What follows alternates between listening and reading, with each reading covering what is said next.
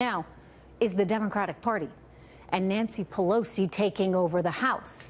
When you see the volatility in the markets, and today was actually a great day, biggest point gain in history, but when you see all this volatility, it's really because investors are understandably fearful of the Democrats' socialist-style policies.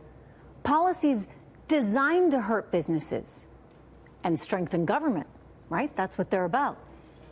They are the threat, really and truly, that are hovering over our markets right now, not the Federal Reserve. I mean, I know the president is concerned about higher interest rates and fears that those higher rates will dampen growth, and I'm not dismissing that concern. However, we don't need to worry so much about a quarter-point hike.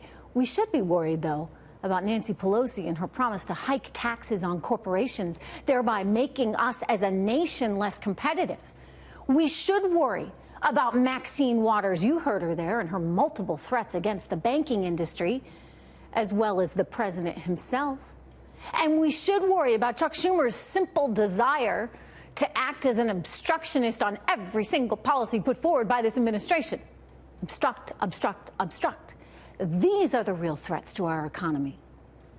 These are the threats tonight. These politicians with their poorly thought out economic policies and rabid desire to take down the president with investigations into a Russian collusion that, thus far, never actually seemed to happen. That is the real threat. I mean, Jay Powell may raise rates because our economy is doing great. It really is. Did you see the numbers, the sales numbers this holiday season? We're doing great. Wages are growing. GDP is growing. Jobless rate at its lowest historically, certainly for African Americans, for women, for Hispanics. So what I can tell you is we can handle it. We can handle a little quarter-point hike. But what we cannot handle, and we certainly do not need, is for the Democrats to play a major role in economic policy. Every socialist, Marxist country I can think of has failed. Our danger isn't higher interest rates, but a country being dragged left by politicians trying to reconstruct basic economic instincts in the form of socialism. Joining me right now on the real enemies of a booming economy, Trend Macro Chief Investment Officer and Economist, Donald Luskin. Donald, good to see you. Great to be here, Trish. I know that, no love lost there for Jay Powell. I have a feeling you probably would not like to see him move on interest rates. That said, in the scheme of things, sir, we've got the Democrats taking over the House in like a matter of days. To me, that is the bigger threat. How worried should we be about their policies? Trish, this is America. It is our constitutional right to have as many enemies as we want. I agree with you 100% about the threat that the Democrats represent to us. But I think Jay Powell is a threat too, and I think Trump is right to say so. There's one big difference between Powell and the Democrats. The Democrats, you can be sure, are going to spend the next 2 years self-destructing. So yeah, they're the economy's worst enemies. They're their own worst enemy. How do you think it's going to work for Maxine Waters to spend the next 2 years attacking the banks? That's going to be the face of the Democratic Party. Do you think that the stock prices of the banks are going to appreciate that? No. I mean, so when we talk about threats to the market, I think the Democrats are, in fact, Donald, a very real threat. I mean, Jay Powell, look, we can handle a quarter point. I mean, don't get me wrong. There's not a ton of inflation out there. I don't think we need it. But he's responding to the strength of a good economy. My fear here is that the Democrats get in and they do everything they can to destroy a good economy because politically it's worthwhile for them to do so. Fair enough. But to destroy it, what they're going to do is they're going to reveal that their intention is to destroy it. And this is exactly the same thing that happened after Ronald Reagan's first term.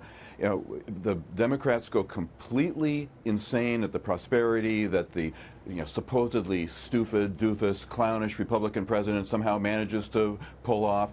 Yeah, they kind of referred to Reagan that way, too, didn't they? Always do the best they can to destroy it, and they destroy themselves in the process. Believe me, this is going to be the greatest political suicide you've ever seen. I think back to Ronald Reagan and how he was characterized. Our good friend Doug Weed, who's a historian and comes on this program quite a bit, he's pointed out to me, and I remember even, I was a kid back then when Reagan was in office, and how he was sort of painted in the public light.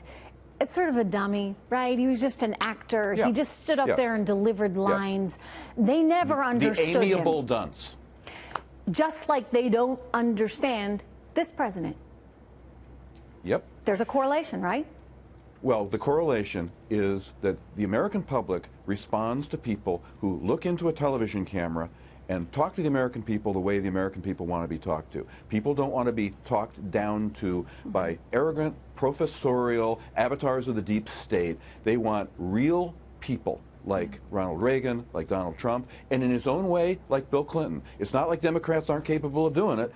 It's just that they aren't able to do it now, and that's why this economy is going to do just fine, because the Democrats are not going to be able to pull this off. Trust me on this. Well, let's hope that's the case. I do think, Donald, that when you say that they're their own worst enemy, you're right. And you know why they're their own worst enemy?